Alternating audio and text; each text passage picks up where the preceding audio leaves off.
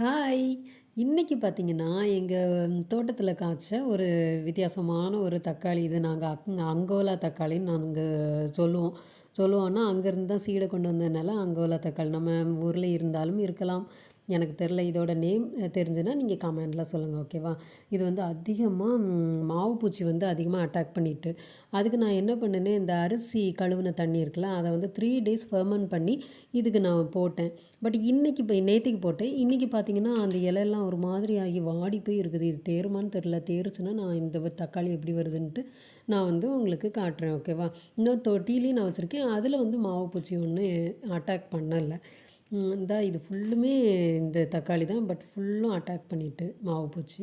இத வந்து நம்ம நாட்டு தக்காளி தானே முளைச்சிருந்தத ஒரு வாழை நடுறதுக்காக ஒரு குழி தோண்டி வச்சுருந்தாங்க.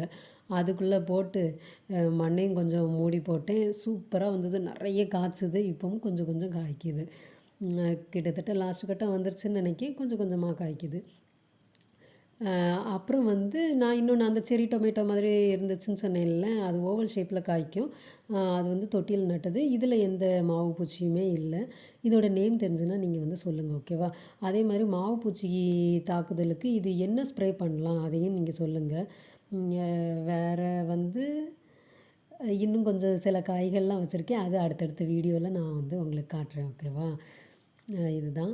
இது வந்து பழைய வீடியோ. அந்த நாட்டு தக்காளி இருக்குல்ல, அது பழைய வீடியோ. கொஞ்சம் நெறைய காய்ச்சுது அந்த சமயத்தில உள்ள வீடியோ. ம் அவ்வளோதான். இன்னொரு வீடியோல பார்க்கலாம். பாய்.